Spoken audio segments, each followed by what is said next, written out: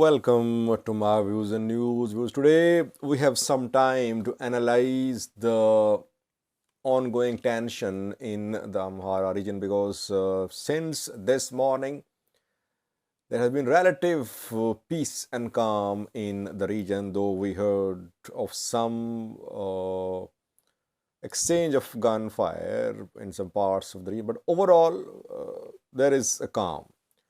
So today we have time to analyze the situation. What are the challenges faced by this Amhara resistance? If you call it Amhara resistance, though this term is not the right term. There are several challenges which this uprising will face. If it continues, no one knows if it's going to continue or if it's going to end in coming days. First major challenge is that Amhara region is not united behind this resistance. Amhara Prosperity Party leaders, Amhara PP is part of the government. In Amhara region, on federal level, Amhara leaders are part of the government. They're part of the power circle. Those on the streets call those in power, those Amharas in power, as traitors, as stooges of TPLF or Oromo politicians. So that is why the unity is missing in the region, firstly. Secondly, what are the objectives of this resistance? Is the objective only restricted to a movement to stop the dismantlement of Amhara Special Force? Or objectives are multiple? Because if you talk to people who are part of the resistance, all have different ideas. Some include Volkayat and Raya, that Volkayat and Raya are going to be handed over to Tigray. This resistance will ensure that the two zones remain part of Amhara. Some want to limit this resistance to the issue of dismantlement of special force. And some others are going to the extent of removal of PM Abiy. They say that Amharas are in danger, their lives in danger if PM Abiy stays in power. That is why PM Abiy should be removed.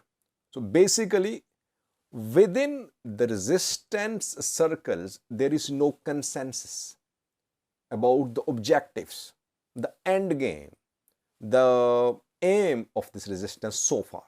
Yes, there could be consensus in coming days and weeks if it goes on.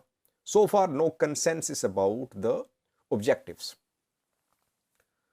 Thirdly, the resistance has no central organization. I spoke a little on that in some previous videos, that resistance is mainly on city level, local level. There is no central body leading this movement, this uprising, though an effort is being made. 2 days ago, there was a meeting in Gondar, I reported, and there discussions were held to form a joint front of Fano, Amhara Special Force and locals. Joint front, efforts to form joint front, efforts to create central organization. Because if there is no central organization, then all factions of the resistance will have different strategies, different objectives. For example, Amharas in Gondar, they'll be more focused on ensuring that Volkayat remains part of Amhara.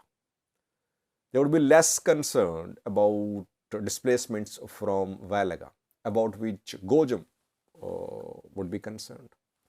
Volo would be concerned about Raya and about Oromia Special Zone. about Oromo Amhara relations there. So if there is no central organization, if there are no agreed objectives, different wings of this resistance will have different objectives. That central organization is missing so far. Though, as I said earlier, effort is being made to form some sort of central organization. No announcements. We are hearing that Amhara, Shingo has been formed, but it's mainly in social media. No concrete information that any central structure comprising Fano, Amhara Special Force, others have been formed. Fano is already split. East Amhara Fano working independently, Gondar and Gojam Fano is working independently. So can all these players be put in one place under one authority? Not very likely, but efforts underway. So another challenge faced by this resistance.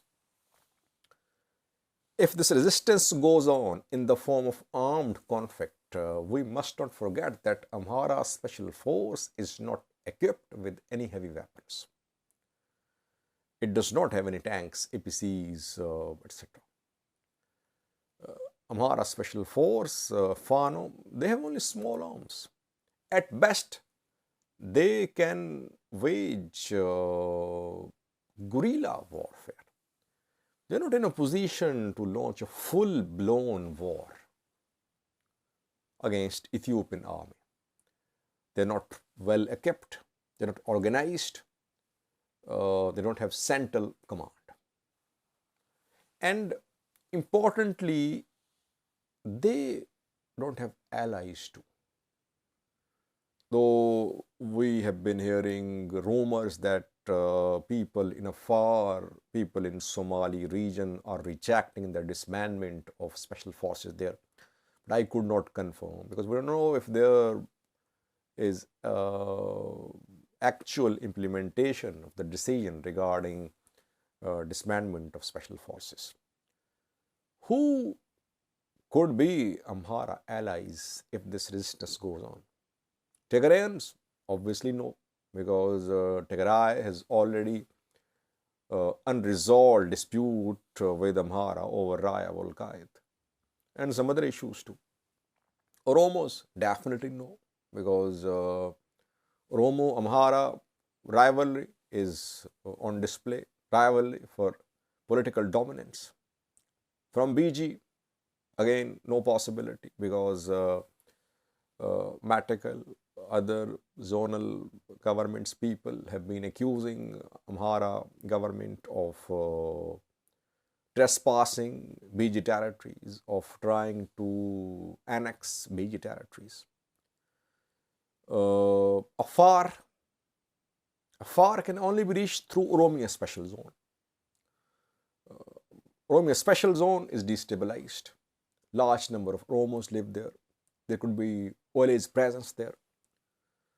So it's difficult to find allies for Amhara resistance if it goes on. Allies in Ethiopia, allies in other regions. Can we say Amharas would be isolated?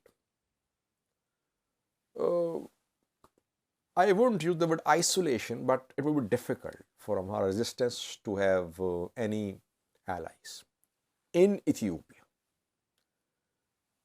What about allies in the region? Eritrea is seen as an ally of Amhara region.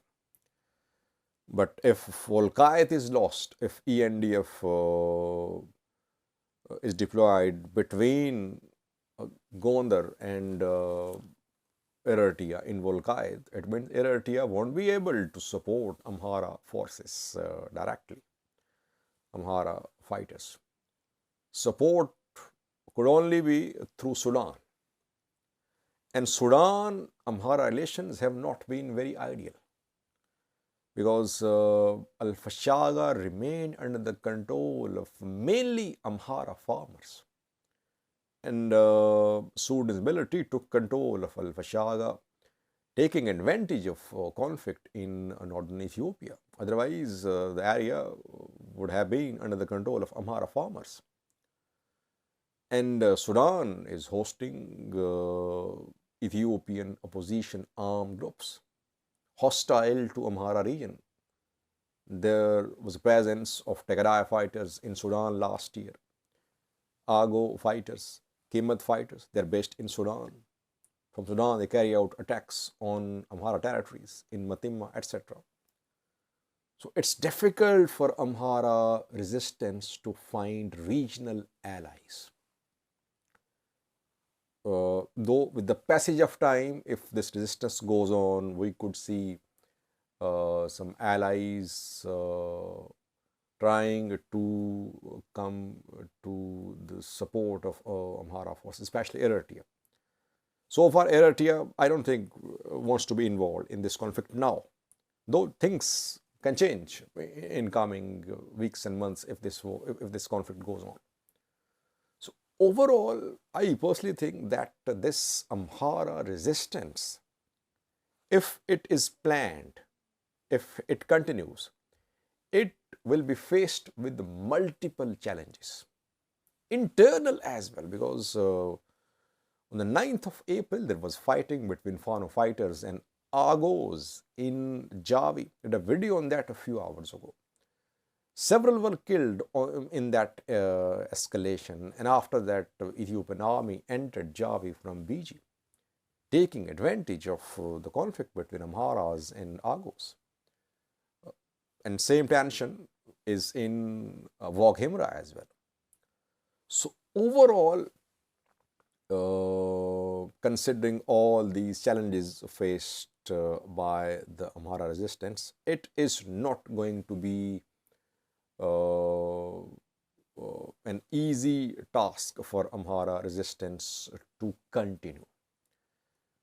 But it's too early to say that this resistance has no future. We'll have to wait and see. Coming days are crucial. Only thing which is on the side of Amhara resistance is public support. People are on their side. We have seen large protests in Gondar, in Gojam, in Volo. Thousands participated. So there is definitely anti-government, anti-PM Abiy sentiment in the Amhara region, which is being exploited by this resistance. But can it be used skillfully to launch an effective anti-PM Abiy movement in the region? That remains to be seen. Thank you for watching.